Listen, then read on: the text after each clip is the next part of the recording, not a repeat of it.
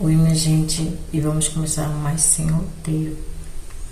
E hoje eu vou falar sobre um tema muito importante, sobre relacionamentos abusivos.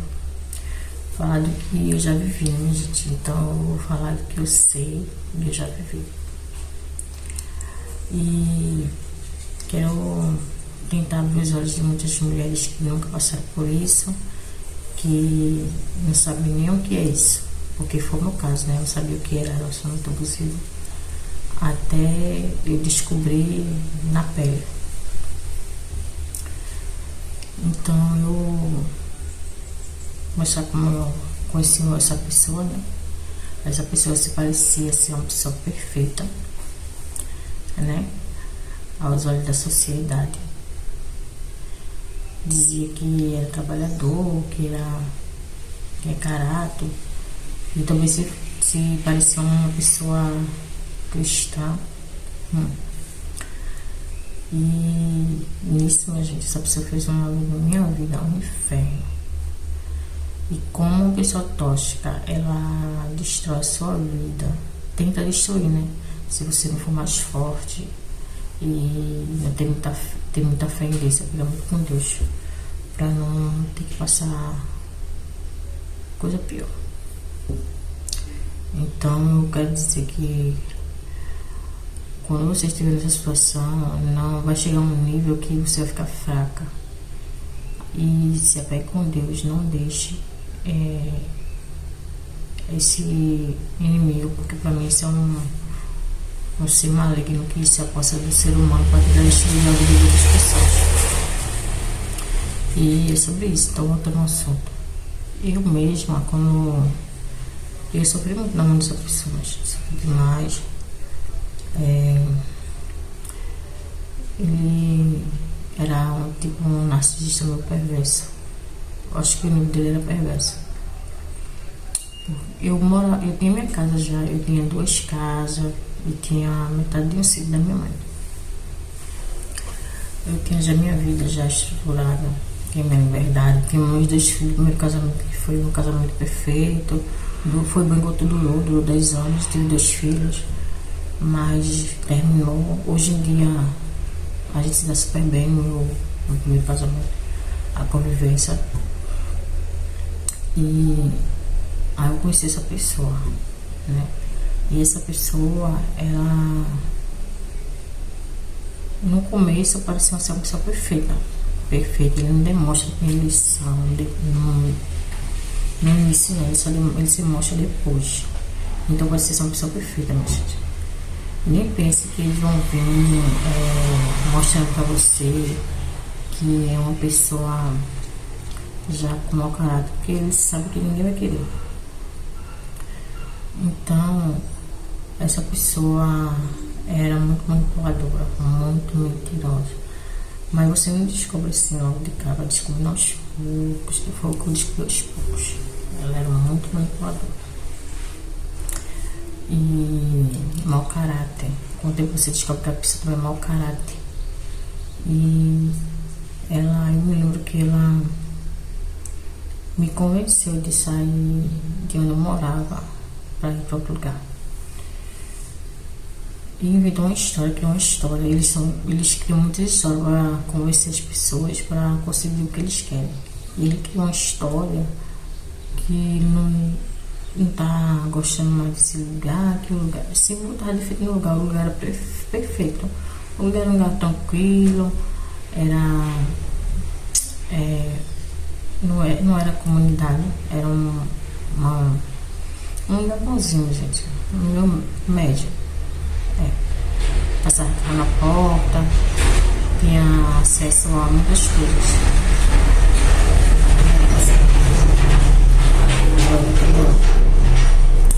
E ele começou a sair da minha casa para morar de aluguel.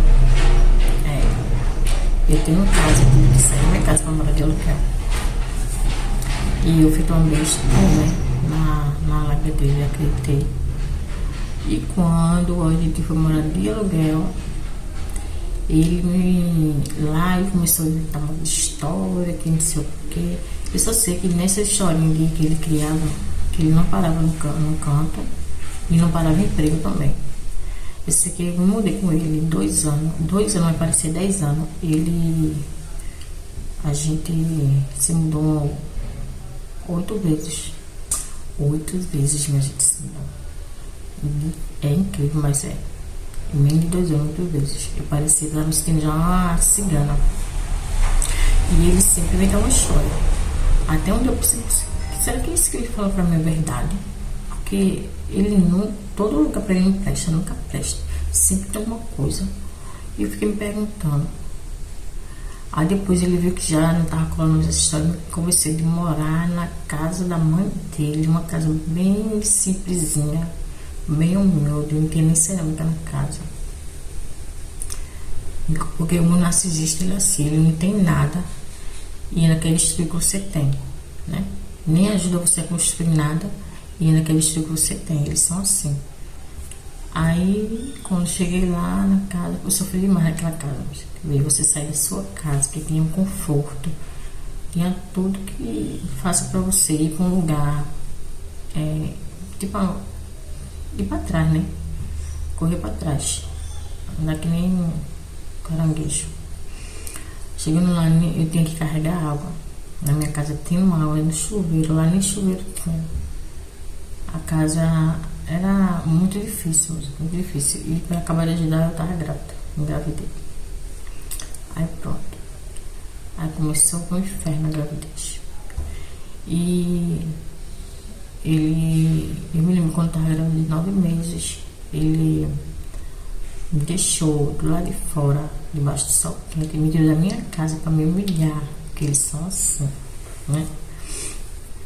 Eu me lembro que ele me deixou do lado de fora, no meio-dia, o sol escaldante. E eu pedi para entrar e ele não quis deixar eu entrar.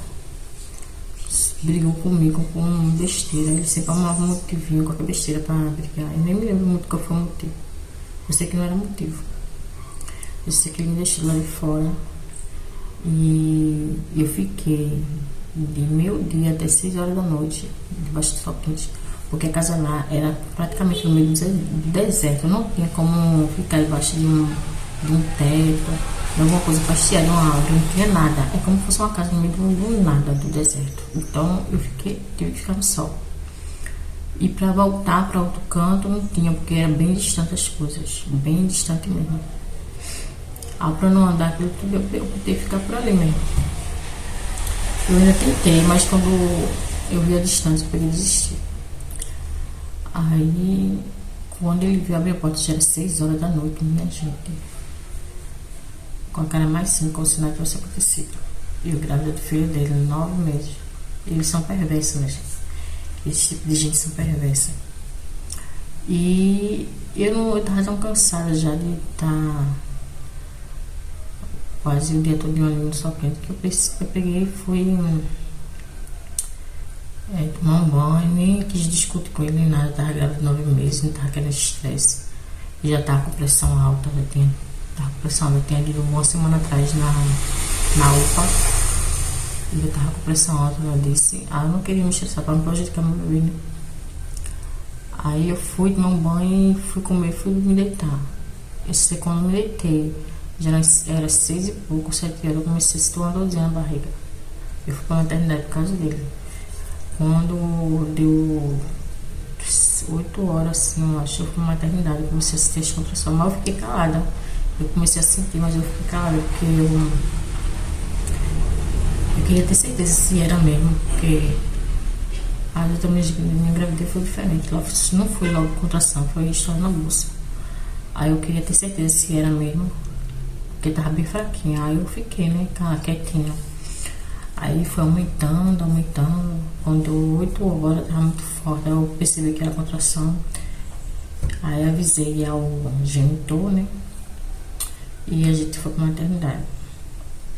No tempo era o tempo da Covid. Aí ele ficou do lado de fora, não pôde ficar comigo lá dentro.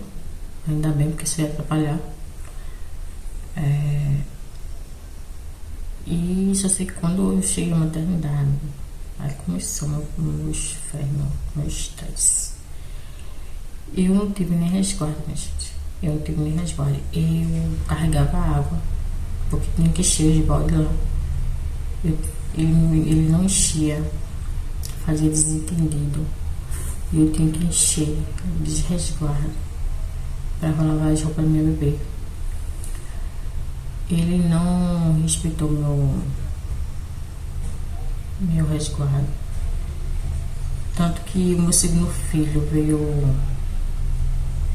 Minha filha tinha 1 mês. Eu engravidei com 1 mês. Eu não tive nem resguardo, mas ele não respeitava meu resguardo. Quando ele dizia que não queria, ele pegava a força. Entendeu? Ele dizia que não queria, ele dizia respeitar o resguardo. Ele não teve resguardo. Ele já tá bom, já tá na hora. Eu fiz, eu não quero. Ele fez, tu não tem que querer não, eu que tenho que querer. Era o que ele dizia pra mim, eu tenho que querer. Como ele era homem, era mais forte do que eu não tinha força pra ele, entendeu? Eu não tinha. Aí,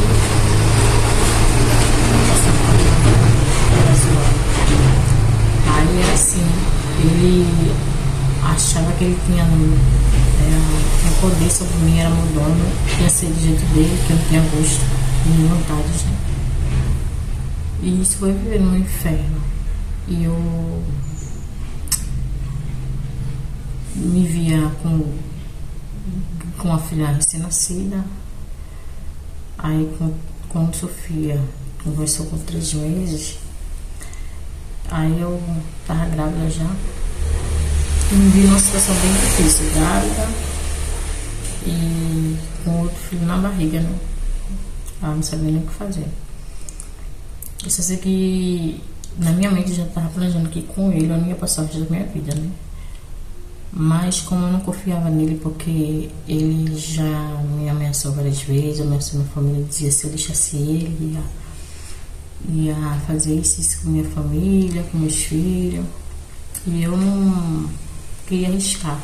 Eu queria ir para um lugar seguro e sem que ele soubesse. E eu que estava planejando tudo assim, sigilosamente, né? E por isso que eu estava dando tempo ao tempo. Contei a minha família não acreditou muito em mim. Minha mãe ainda acreditou um pouco, né? Mas também minha mãe já era idosa, eu não queria envolver ela nessas coisas, não queria trazer problema para ela. E eu decidi que tinha que sair dessa situação. Eu tenho que sair de uma forma ou de outra. Mas antes de chegar a essa parte aí da minha vida, tem outras partes que eu tô pulando porque eu não tô me lembrando. Aí agora que eu tô falando, tô me lembrando. Que quando eu tava numa casa alugada com ele, minha filha sendo assim, ele aprontou uma, minha gente, ele aprontou uma comigo. Que a primeira vez na minha vida que eu senti um pouco de medo. Ele aprontou uma comigo quando ele me tirou da minha casa para morar numa casa alugada, num lugar que eu não conhecia, longe de tudo, longe da minha família, porque os homens tóxicos, os narcisistas, ele afasta você da sua família, uma das primeiras coisas que ele faz para poder aprontar com você, né? Então ele me afastou, me levou para um lugar bem distante que eu não conhecia, e lá eu tinha acabado de ganhar minha neném, ela tinha nem 1 mês ainda, eu tinha 1 mês, e eu tava de resguardo. Aí eu tinha que receber o meu dinheiro, mas eu tava de resguardo, ele confiei nele e recebeu o meu dinheiro, né? Ele disse, não, ainda que eu vou. Ah, tá. Pai da menina, né? Aí esse homem foi receber o meu dinheiro, minha gente. Ele chegou com uma guaraná, um refrigerante só. Um refrigerante. Do meu salário, ele chegou só com um refrigerante. Aí eu fiz, cadê o dinheiro? Aí ele, tem dinheiro não. A cara mais seca. É o que, menina? Ele, tem dinheiro não. Eu fiz, cadê o dinheiro? Tu sabe que tem que pagar o aluguel, que tem que comprar o gás, que tá sem gás. Tem que comprar o leite da menina, que ela tomava leite ninho, que como eu tava grávida, ela não podia mais dar de mamar. Eu tinha que dar leite ninho pra ela, tinha que desmamar ela logo. Eu já tava também muito fraca, que eu tive uma gravidez muito difícil. Não fiz pré-natal de nenhum dos meus 2 filhos, que ele não deixava, era ciúme doentio, não deixava fazer nada, entendeu?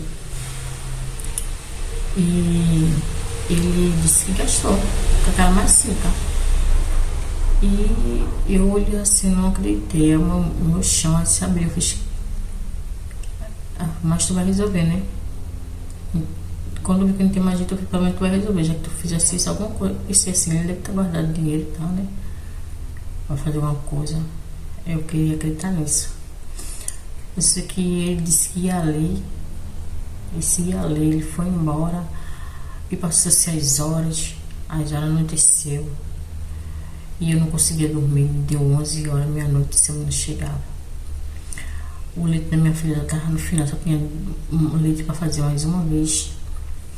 E começou meu desespero, minha filha de 1 mês só, sem o leite. Eu num lugar que eu não conhecia, sem nenhum dinheiro.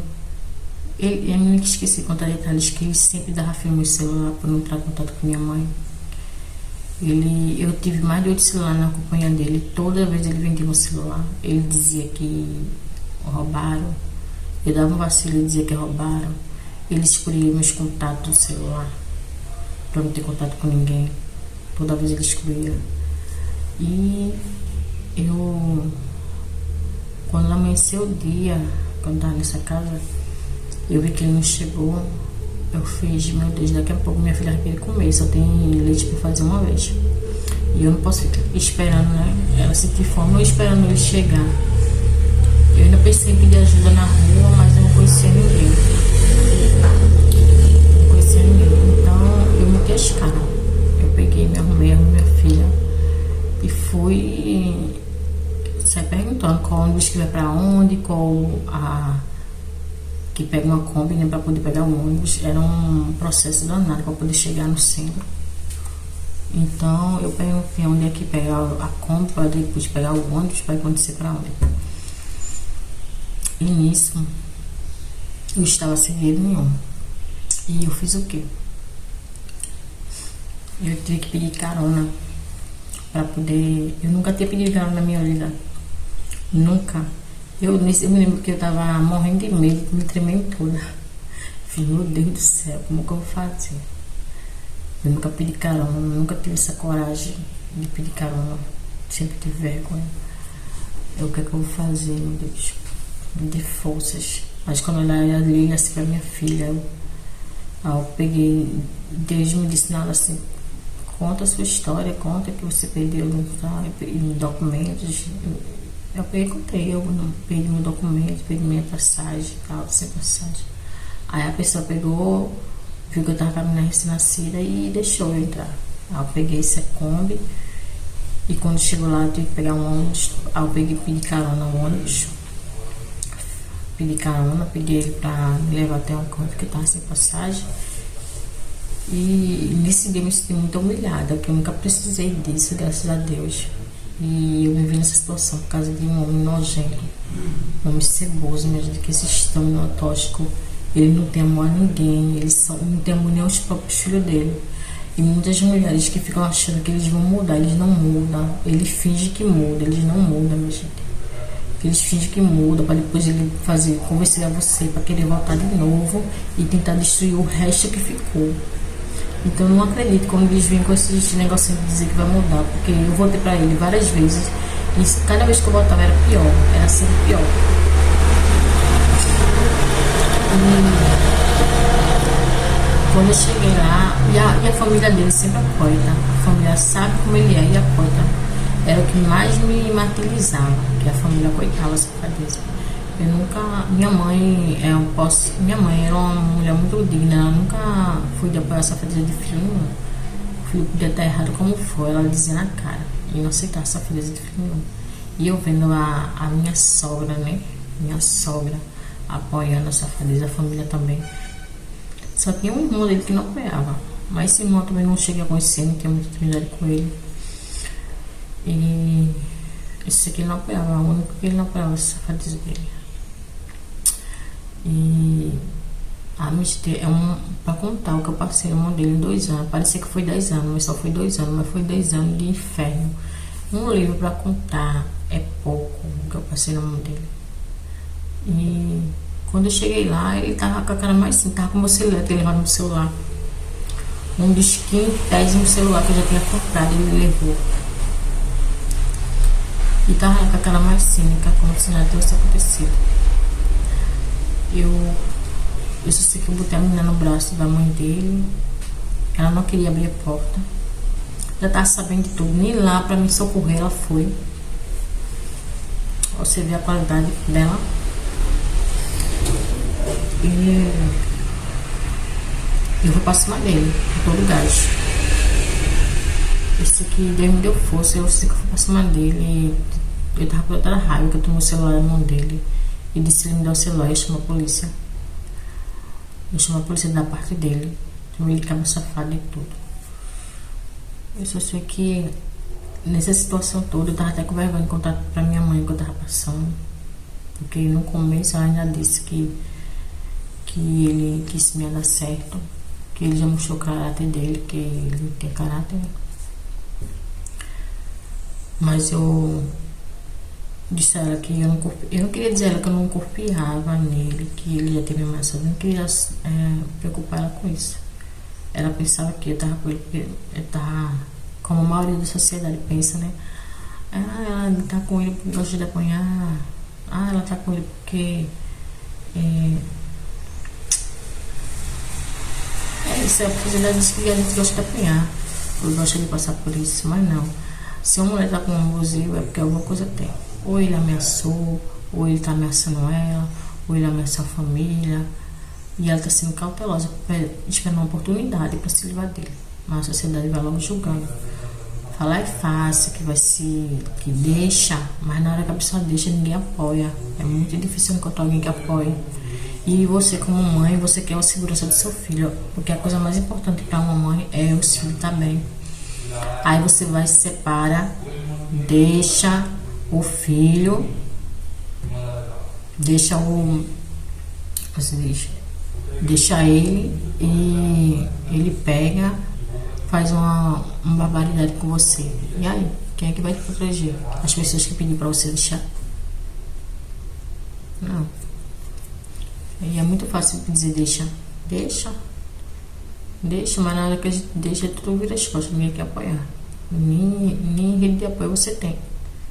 Então você tem que agir com inteligência. Se você está num relacionamento abusivo, você tem que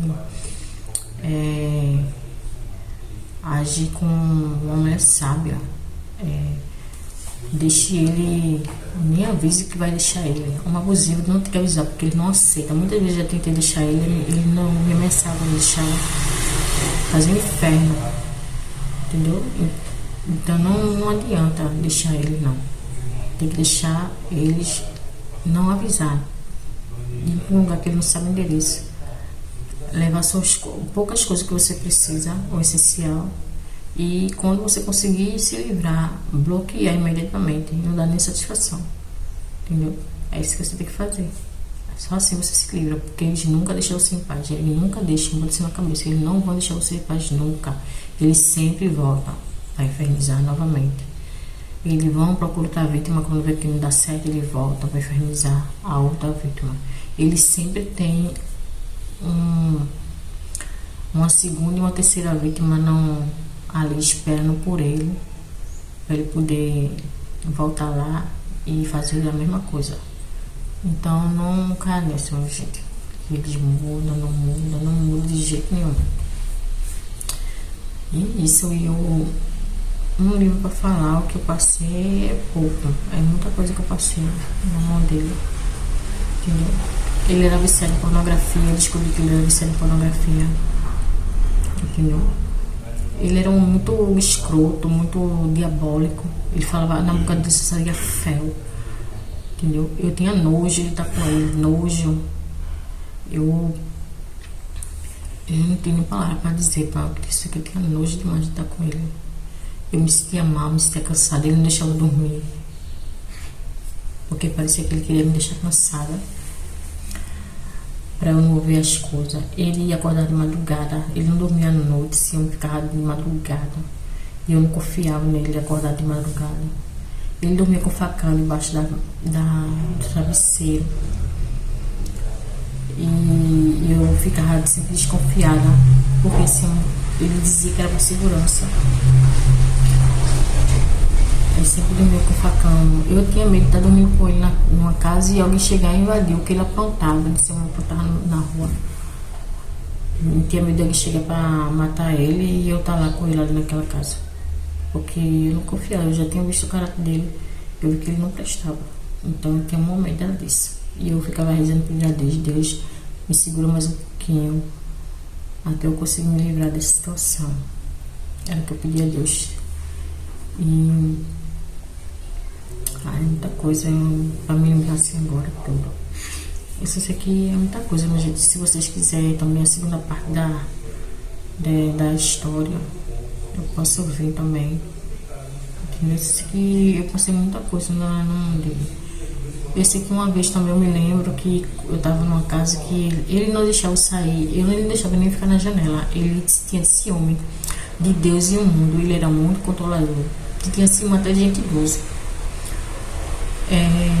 Eu não podia sair para nenhum lugar sozinha, tem que ser com ele.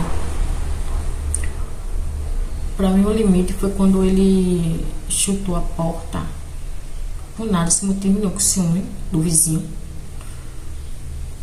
Eu mal saía, mal vi o vizinho, e ele com ciúme do vizinho. Acho que ele inventava essas historinhas só para controlar a pessoa, porque quando a gente não conhece, a gente pensa que é amor, mas quando a gente descobre que é uma pessoa tóxica, a gente vê que era tudo controle. Ele só queria estar controlando a sua vida. Mas ele, geralmente, as pessoas que morrem de ciúme, elas que são assim e acham que você não é assim. Porque depois que eu me separei dele, eu descobri que ele dava em cima até das vizinhas, das pessoas próximas. Elas vinham tudo me contar, ele dava em cima de todo mundo. Era um homem escroto, entendeu? Era muito escroto. Eu vim me lembrando dessas coisas. Aí o fim da picada pra mim foi quando ele deu um chute na porta e a porta bateu no meu filho. Ele tava com 1 ano e ele caiu pra trás. A menina começou a chorar, eu endoidei. Aí eu saí correndo com meu filho no braço, debaixo de chuva, pra chamar a polícia. Aí ele veio correndo atrás de mim, estava me puxando. Só que era um lugar assim, bem distante de tudo, não tinha polícia nenhuma. Aí eu tive que voltar. Acho isso que eu esperei um momento dele ir para trabalhar. Quando ele foi trabalhar, ele não durava emprego. Ele trabalhava um tempo assim, depois saía. Não durava emprego. Saiu de vários empregos, eu já peguei as contas. Enquanto ele saiu. Aí eu peguei minhas coisas e fui pra minha casa. Voltei pra minha casa. Eu voltei pra minha casa uns 3 dias, eu me lembro que eu voltei uns 3 dias. E eles iam direto, eu tava lá na minha porta, me aperreando. Dizendo que se eu não voltasse, ia fazer o inferno na minha vida. Teve uma vez que eu fui resistente e não quis voltar de jeito nenhum. Ele cortou o fio da minha casa. Eu fiquei no escuro. Mas olha, é tanta coisa, tanta coisa. Ele fazia de tudo, ele não deixava não em paz não. Ele fazia um inferno mesmo. Aí eu me vi com 2 crianças lá no escuro. Aí eu pedi ajudar o pai dos meus filhos, do meu primeiro casamento, pra ele ir lá me ajudar pra agitar. Ele muitas vezes me socorreu, o pai dos meus filhos, no meu primeiro casamento. Ele foi um anjo também na minha vida, que uma vez no ano novo, esse homem aprontou outra de novo. Ele aprontou uma como meu filho nasceu, eu tava nascida, e aprontou uma comigo no ano novo.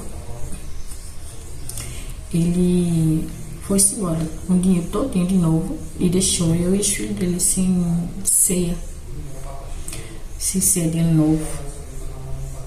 E meus 2 filhos do primeiro casamento estavam comigo.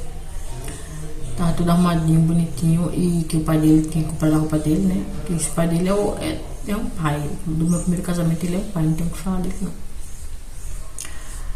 E ele deixou a gente sem ceia, mas sem ceia nenhuma. Sem nada no armário. Porque ele saiu de manhã dizendo que ia trazer o dinheiro, fez eu gastar o dinheiro, paguei o aluguel, paguei a conta de luz, a conta de água e a internet, e ele ia fazer a feira. E esperei ele fazer a feira e cadê? A feira ia pra cedo, Natal. Esse homem sumiu e ainda bateu foto. Eu fiquei sabendo que ele tava na praia. Na praia, cheia de mulheres vulgares, de baixo escalão, porque eu não gosto de ficar falando aqui. Aquelas mulheres mesmo. Com aqui a gente chama de rata, né? Tava lá na praia gastando dinheiro com ela, enquanto os filhos dele nem roupa de final de ano tinha. Que ele não comprou. O do meu primeiro casamento tinha, mas dos meus filhos do segundo casamento não teve roupa. E nem ceia. E aquilo, eu chorei tanto, minha gente, eu fiquei com tá. Eu nem acreditei que ele ia fazer aquilo de novo. Eu disse a ele, eu mandei um áudio pra ele, olha, você tá fazendo isso. Veja bem, mas não apareça aqui na minha porta não. Não apareça. Se você aparecer aqui, eu vou chamar a polícia. Aí no outro dia ele já tava lá com a cara mais cínica, como se nada tivesse acontecido na porta. Era. Aí eu levei no banho-maria, né? Eu já tava planejando ir embora. Eu tinha falado pro inquilino, o dono da casa. Já falei, o dono da casa viu a situação que a gente tava. Ele deixou a gente sem nada. Ele, meu Deus, que cabra safado. Eu fiz fome. A salvação da gente foi o pai dos meus filhos do primeiro casamento, que ligou pra um restaurante e mandou uma ceia pra gente. Mandou um dinheiro também, um pix. E mandou pro celular dos meus filhos, né? Que ele tem esse meu celular, meus filhos tinham celular. E foi que a gente se salvou. Eu só sei que eu tava já decidida já. Aí o pai do meu filho perguntou no primeiro casamento: tu quer que eu te leve daqui? Quer que eu faça tua mudança? Eu faço tua mudança. Porque tu tá aceitando esse homem fazer isso contigo? Aí eu não queria dizer que ele tava me ameaçando, essas coisas, eu não queria. Porque até ele ameaçava. O pai do meu filho, no primeiro casamento, até ele ameaçava. Ele ameaçava todo mundo, minha gente. E eu não queria dizer. Eu fiquei calada. Eu já tinha medida protetiva, que eu tinha dado parte dele, entendeu? E não adiantou medida protetiva nenhuma. Não adiantava de nada. E aí o pai do meu filho, no primeiro casamento, me ajudou a fazer a mudança. Foi aí quando eu me libertei. Ele chegou lá, me ajudou a fazer a mudança. E foi isso. Hoje eu tô morando em outro lugar, em outro endereço.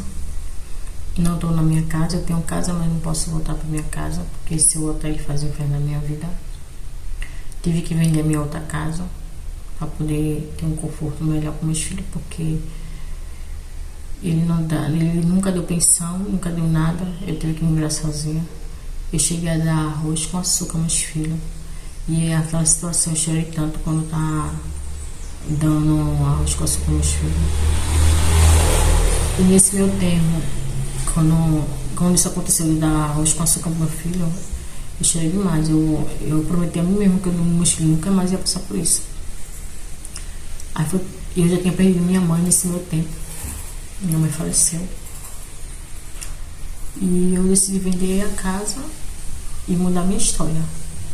Eu não vou deixar ele fazer isso com a minha vida, não. Eu vou mudar a minha história.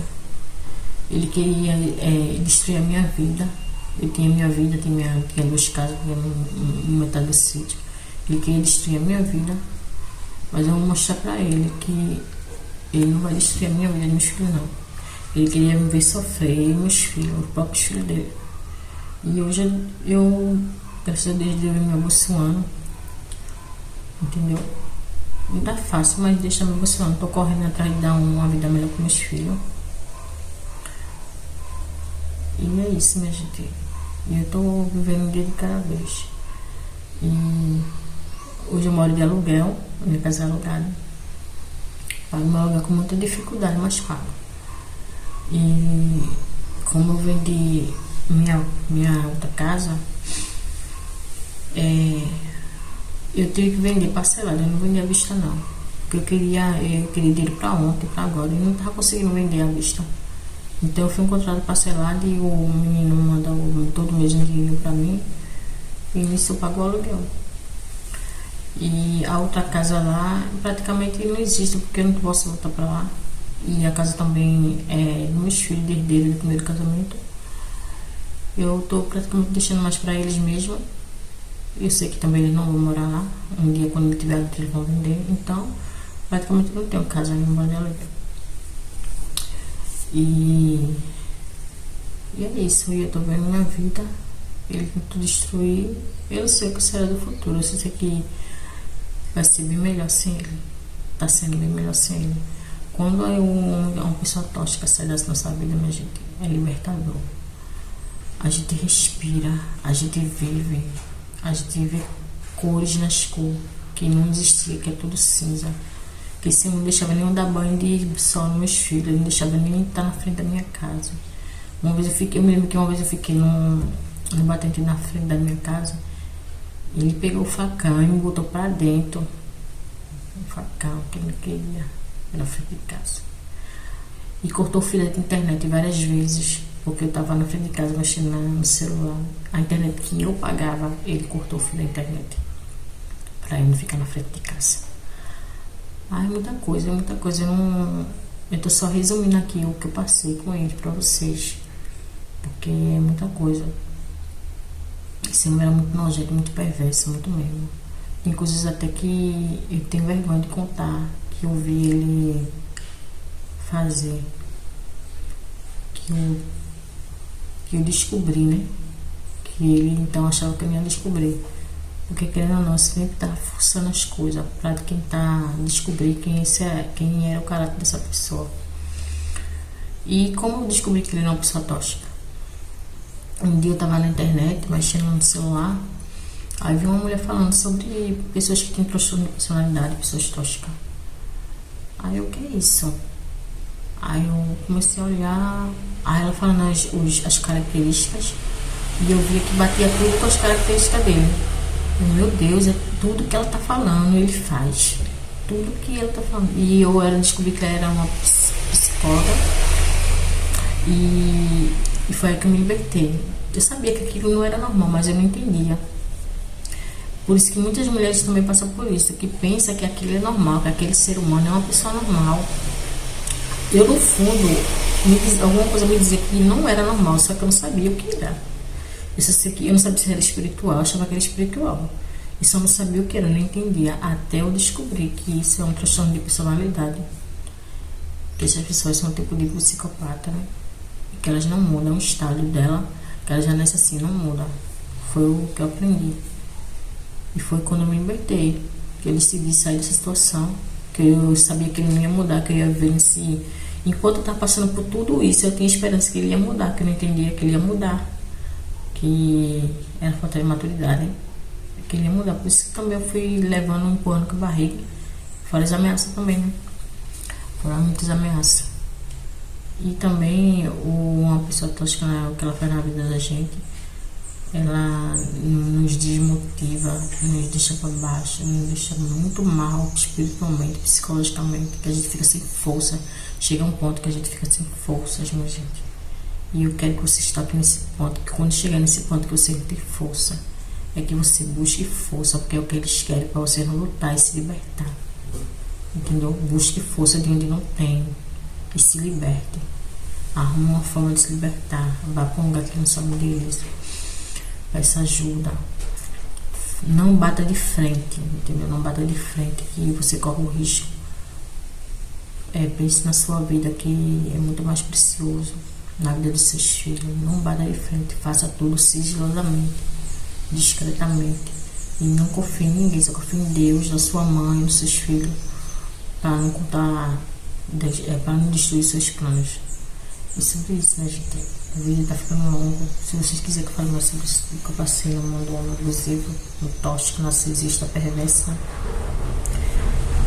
aí eu venho aqui e conto. Ele é perverso, ele é muito perverso mesmo, porque ele já puxou a faca pra minha peixeira várias vezes, entendeu?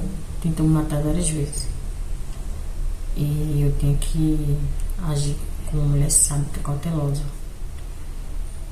E ele era muito manipulador. Ai, é tanta coisa, minha gente, que eu tô me lembrando assim agora. Esse homem, ele ficava, ele não queria que eu estivesse na rua pra saber as coisas, pra saber. Quando eu descobri que ele ficava manipulando as pessoas, a população contra mim, inventando coisas que eu não era, manipulando. Quando eu me descobri, por isso que ele não queria que eu tivesse nem na porta. Eu descobri que ele estava ficando com a esposa da vizinha, da vizinhança, tinha ficado com várias mulheres lá. Ele ficava falando de mim horrores que eu uso que eu não sou, coisa que ele que era assim, ele dizia que era eu. Aí as pessoas já passaram a me conhecer e viram que eu não era aquilo que ele estava dizendo. Eles são muito manipuladores, muito mentirosos. É sobre isso, minha gente. E se vocês gostou, você dê um like. Qualquer coisa vocês perguntam aí no comentário aí, dá um likezinho. E é sobre isso. E lembre-se, por mais que você tenha passado dificuldade, nunca perca a fé, nunca perca a esperança, nem a força de mudar a sua história, nem a força de mudar. E seja sempre grata por tudo, que sempre é um novo recomeço, por mais que seja difícil. E seja sempre grata por tudo. É sobre isso.